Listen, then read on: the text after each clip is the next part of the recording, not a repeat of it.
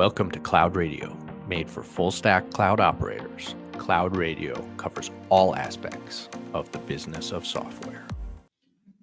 So I'm delighted to have Scott Brinker. He's the VP of Platform Ecosystem at HubSpot. He produces the MarTech map. You've probably seen it. It's got 13,000 logos on it. Gets a lot of attention every year. And he just published MarTech in 2024. It's a 93-page report with his partner, Franz Riemersma. And we'll include it in the show notes. Incredibly comprehensive and forms the basis for the show today. Scott, is there anything else you want to share? Wow, no. Yeah, thanks so much for having me, Matt. Okay, well, the kind of topic of the day in the broader world right now is AI. And McKinsey recently had a report where sales and marketing is the most impacted function or greatest source of savings from AI. Battery Ventures had a go-to-market edition that had marketing headcount potentially being reduced by 50% thanks to AI. And at a high level, and I know it's a very tough question to answer, like, how much do you see AI impacting marketing headcount first? Yeah, it's interesting. It's a hard question to answer. And I suspect, again, this is going to be a question throughout many different disciplines, throughout society. And I think also you have to take with a grain of salt what the time horizon is. I modestly feel like, all right, I kind of get a sense of what's going to happen here over the next year or two. But I think one of the things with this Gen AI explosion that happened last year is we recognized how significantly things can change quickly. And so, you play this out over the next 10 years, your crystal ball is probably better than mine. I think for, in the, next year or two, it's really, to me, more of a question of shifting of where marketers are spending their time. I mean, marketing has a lot of grunt work labor associated with it. Yeah. I mean, for all we're all in it for the strategy and the creative and, the growth impact, but the mechanics, of launching these campaigns and programs, the mechanics around doing the analytics on them can get incredibly tedious. And so I think in the short term, I'm very excited about generative AI, both from a creation perspective, helping to accelerate the time in which marketers can put things together. You could say if it takes less time to put something together, then there'll just be less work. That's one way of looking at it. The other way is to say okay, most marketers I know have an infinite list of ideas and experiments and things that they're eager to try. And the number one thing that holds them back from that imagination and that creativity is just, the amount of work involved in pulling together one of those experiments, and so my expectation is going to be, as we make it easier and cheaper and faster, to be able to iterate on new ideas, I think you'll actually see marketers lean into that as a way to accelerate performance through, frankly, just a greater coverage of ideas. The other area where I think it's going to be incredibly helpful is on the analytical side of that. And I know we might get into this a little bit more, but most people, when they think of, Gen AI, they think about, and it'll help you write these blog posts and it'll help you generate these, images. And it's a very content-oriented worldview. And don't get me wrong, lots of exciting things there. But I'm actually, in many ways, more excited about how these Gen AI interfaces are going to help the non-data expert marketer who isn't a data engineer, isn't a data scientist, be able to self-service more and more of the questions they have about patterns within their data, ideas that they want to explore analytically. I'll stop there. And that makes perfect sense. A common bottleneck I've encountered when talking with people is just the sheer access to data analysts at a company, actually getting their time, setting the scope, and truly getting the access to them. Now, on that topic, with any of these AI features or tools that have this data analytics capacity, have you been seeing any trends with respect to their accuracy? Whether if you ask them an analytical question, that they actually give you accurate or useful responses? Yeah, so it's really important that the use case I am talking about is not having generative AI generate the answer for you the way in which, like, ChatGPT, like, hey, Okay. ChatGPT, tell me about Napoleon, but rather using these LLMs to basically translate the marketer's request into then what will actually be a deterministic, like either SQL query or a configuration for a report in their analytics platform. And that it won't be a black box, but it will actually, like, okay, it then comes back and says, all right, you made that request. I translated it into configuring a report. Let me show you that report. And actually, I can show you what all the data elements are that are contributing that report, how we mapped it out. In fact, actually, I can even let you turn the knobs and tweak them if you want. But yeah, it's definitely not about treating the AI as like a black box oracle, but really using it to just help translate the requests into getting an analytical view that is very deterministic. And that's pretty powerful functionality when you think about it. And when you're That is describing, the thing that has me most excited about this stuff right now, because part of it is like MarTech. I mean, again, there's so much amazing stuff that's been innovated here over the past decade, but boy, on the whole, it's gotten really complex. And for just like the normal person, it's like you can't even like tap into so much of this power because of that complexity. And so, yeah, starting to use these Gen AI interfaces, these LLM natural language interfaces, is a way, yeah, to let just an average person be able to like navigate through to the power of some of these tools, I think is huge. interesting. So my takeaway from this, and I agree with a lot of it, that like marketing so much, if you do it workflow by workflow, is messy and human. And, there's just not a lot that AI can replace, at least for now. Like, right, you can draw a trend line and say AI is going to be great 7 years from now, but that's pretty hard to do in many ways. That I don't foresee a huge marketing headcount reduction kind of over any immediate period.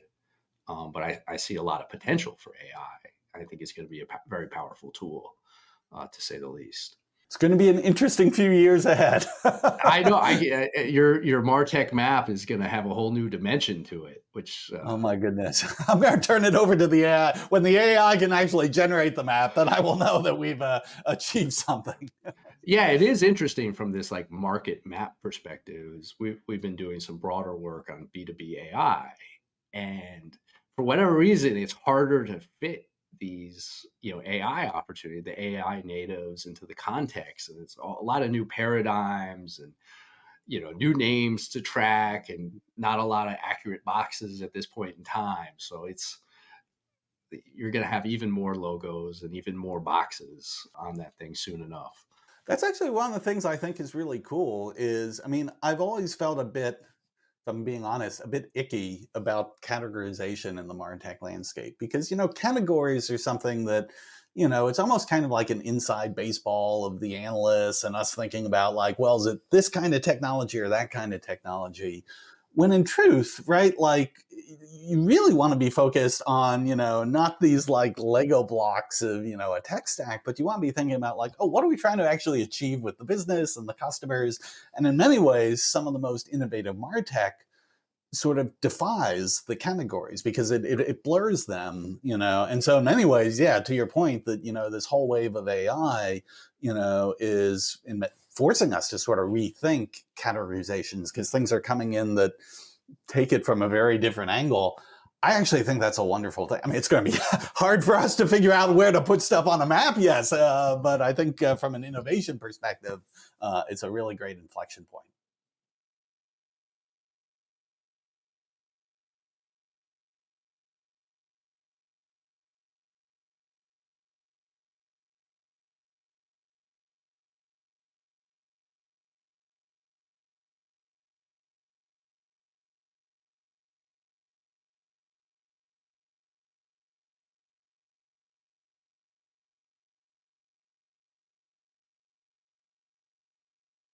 Now, do you ever foresee that number actually going down of MarTech apps? Like, because times get tougher, venture capital dries up, and it's very easy just like that to predict, oh, a lot of these companies are going to disappear.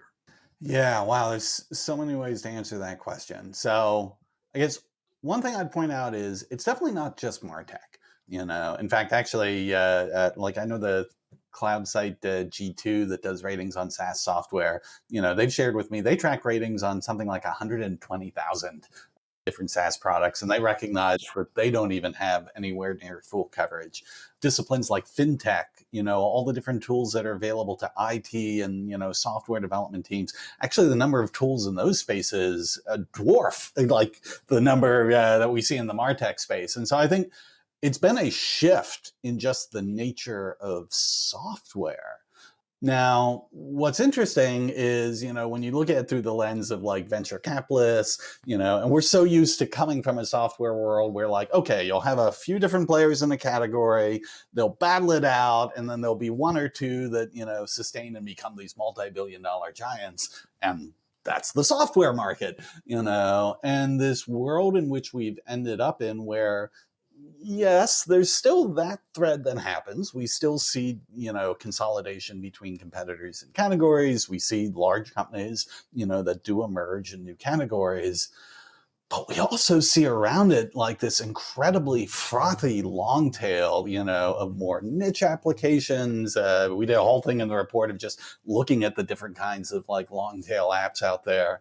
What's interesting about those is a lot of them actually aren't funded by venture companies. They're making money the old-fashioned way of selling stuff to customers. You have services firms that have started to bottle their secret sauce, and put it into apps.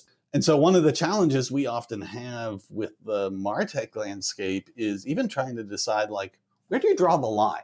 Now, I'll give you one example, and then I'll shut up on this. But if you take WordPress, so the WordPress ecosystem has something like 50 or 60,000 plugins.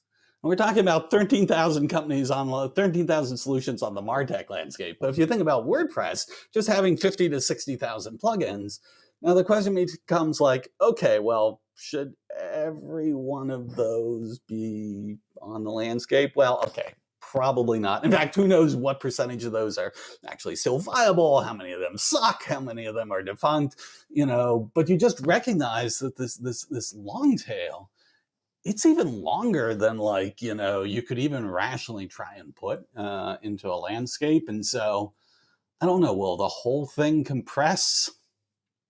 Anything's possible, but there's been no empirical evidence to date that we're going back to the old world where, there's just a handful of software companies in the world and, they control it all.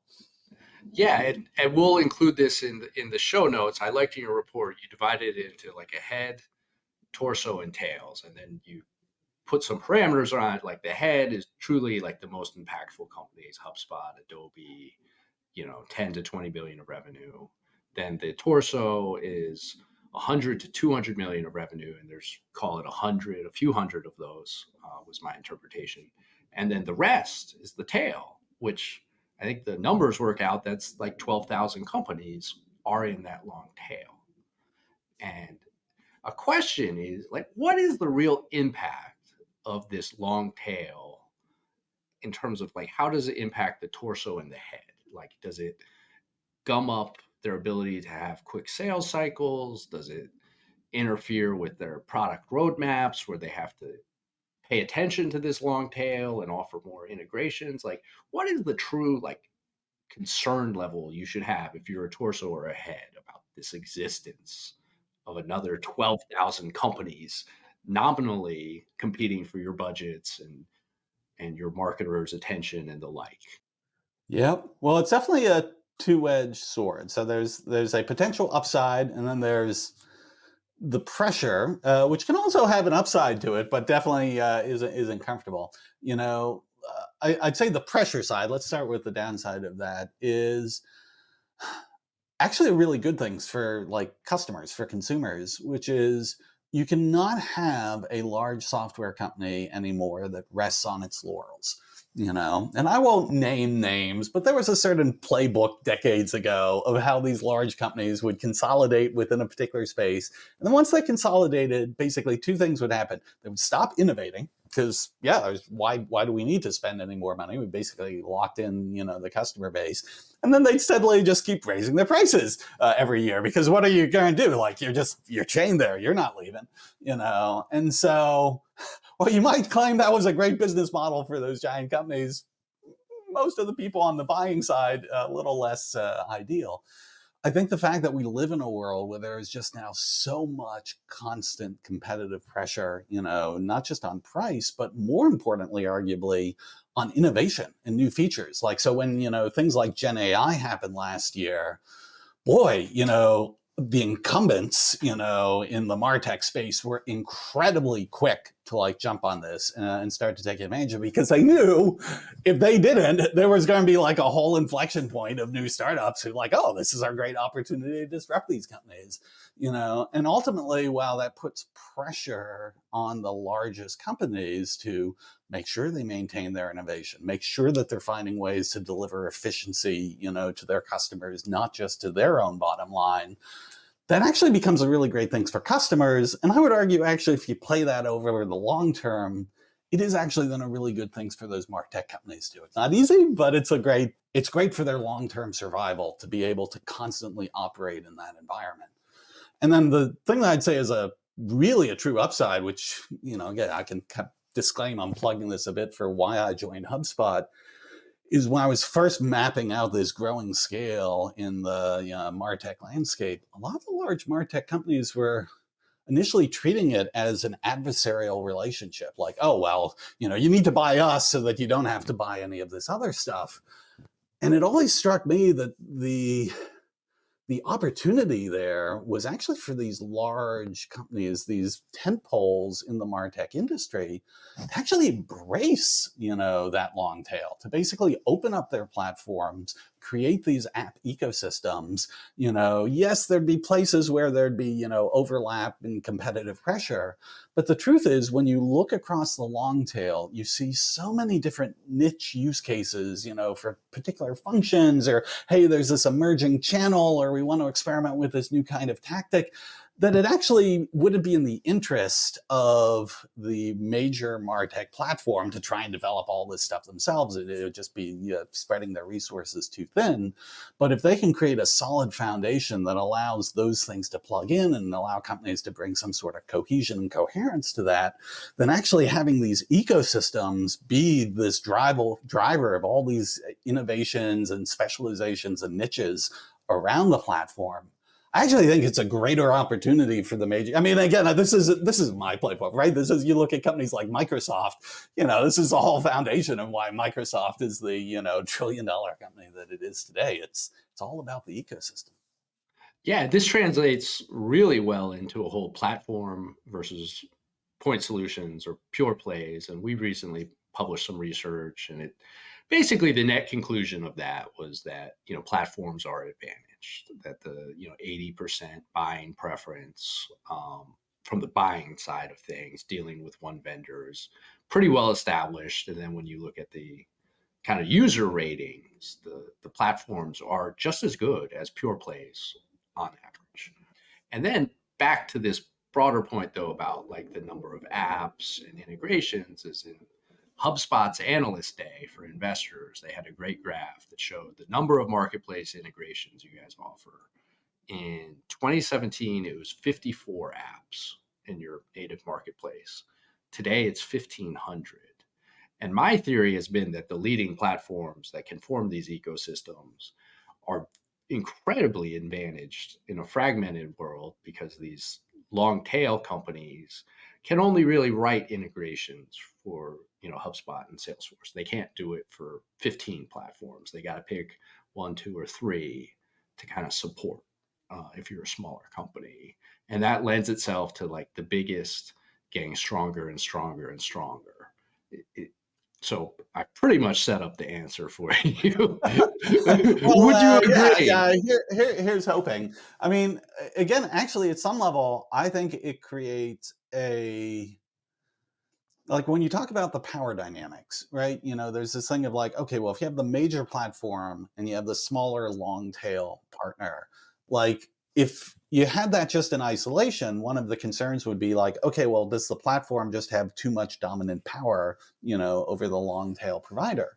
But because we live in an environment where there's actually multiple large platforms competing with each other, this actually becomes a dimension where, and again, this is what I do for a living here at HubSpot, is it's really important to me that partners have the opportunity to be more successful in the HubSpot ecosystem than some of our other competitors, and I'm sure there are other competitors who are looking at HubSpot being like, oh no, I bet we can find a way to make it even better for the partner than HubSpot does.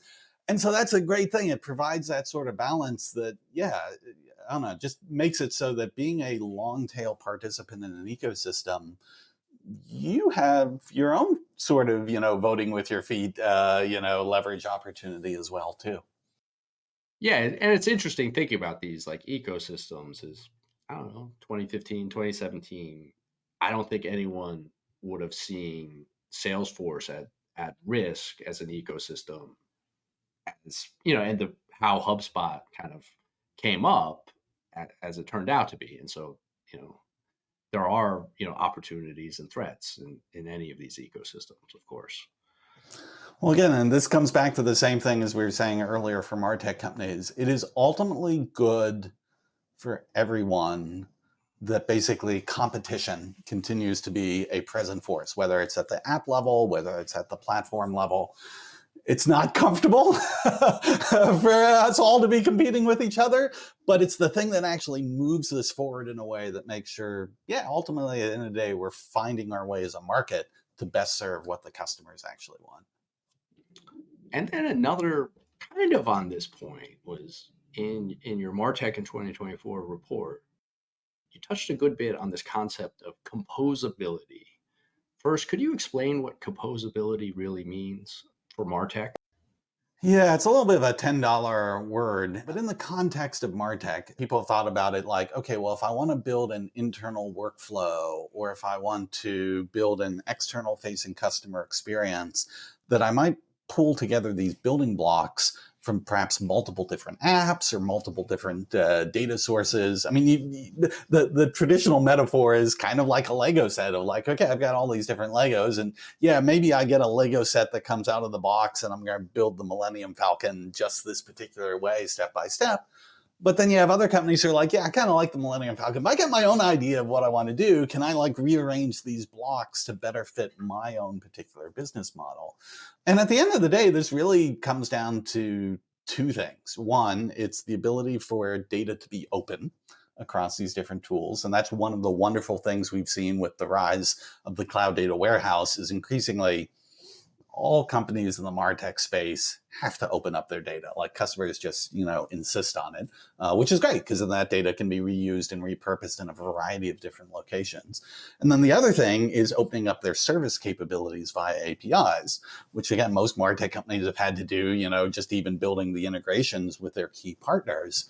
But so you now have the sort of the raw building blocks in place where increasingly companies can assemble custom workflows, custom customer experiences through this mix of, open data and API services. That being said, it's still a pretty technical thing at the moment. And so this is one of the things that I get excited about from some of the Gen AI innovation is you're slowly starting to see like these no code environments that just make it easier and easier. I use Zapier as an example because, they're doing a lot of stuff and they've really embraced generative AI, just making it easier and easier for a non-engineer to be able to say, oh yeah, I kind of want my own custom workflow that when this happens here, I'll pull this service here and then I want to send this data over there. And then if this, do this other thing. And oh yeah, cool. That's exactly what I wanted to have happen. That's sort of the world we're headed into. And that's what I mean by composability. And what are the risks of composability? Are there maintenance considerations that some custom workflow that you built yourself needs some degree of maintenance or quality assurance? Like who knows how well an individual contributor writes a workflow? Like what do you think about composability as risky per se?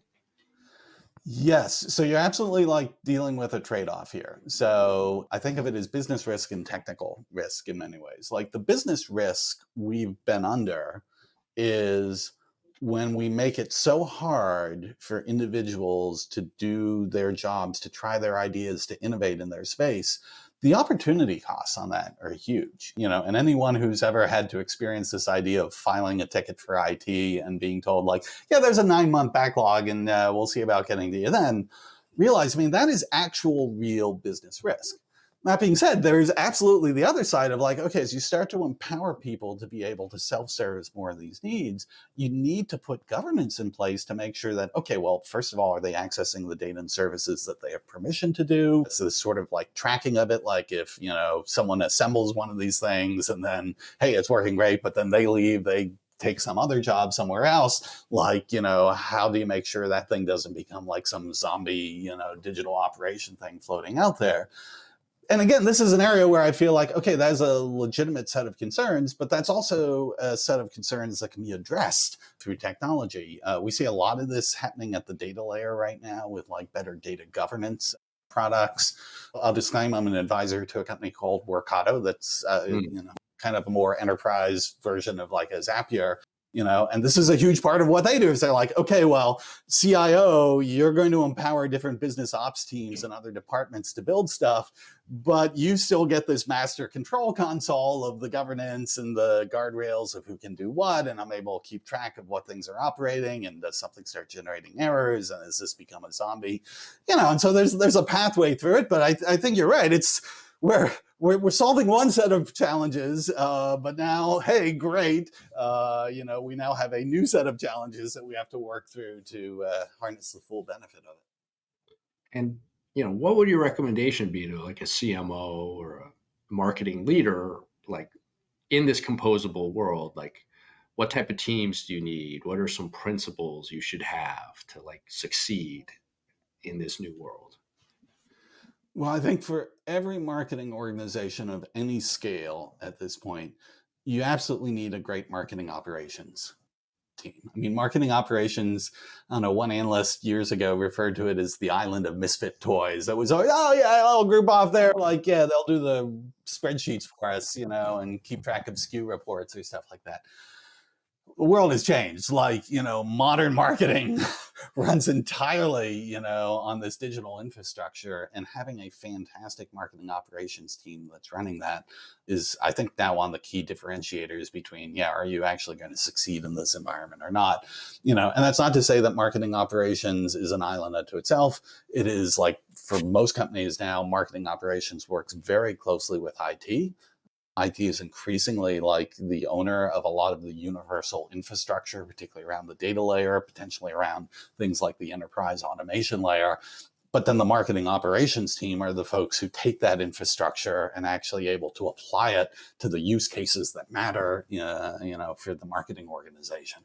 Interesting. And how do you think of like composability in terms of its impact on this head, torso, tail dynamic? And one thing I'll get in before you answer that again will be in the show notes, is Scott and his team did this great study of stacks, tech stacks, a number of things, apps mentioned. And the head pretty consistently was 15 to 20% of the stack, the torso around 30%, and then this long tail, 50% of apps in use. So that's what I was referring to in terms of head, torso, and tail, and wanted to find an opportunity to highlight Scott's work there. Yeah, no, that did actually caught us by surprise, because again, the popular narrative is that, yes, you get a lot of companies that can be in the long tail, and then they move to the torso, and then, we consolidate around the head. And if you listen to vendor narrative, you'd sort of like assume like, okay, well, over time, you would expect the majority of stacks to be just core apps in the head. So it was a little bit surprising to see actually, the percentage of apps that are in stacks that are quote unquote long tail apps has been both the largest segment, and it's been consistent more or less for the past 6-7 years.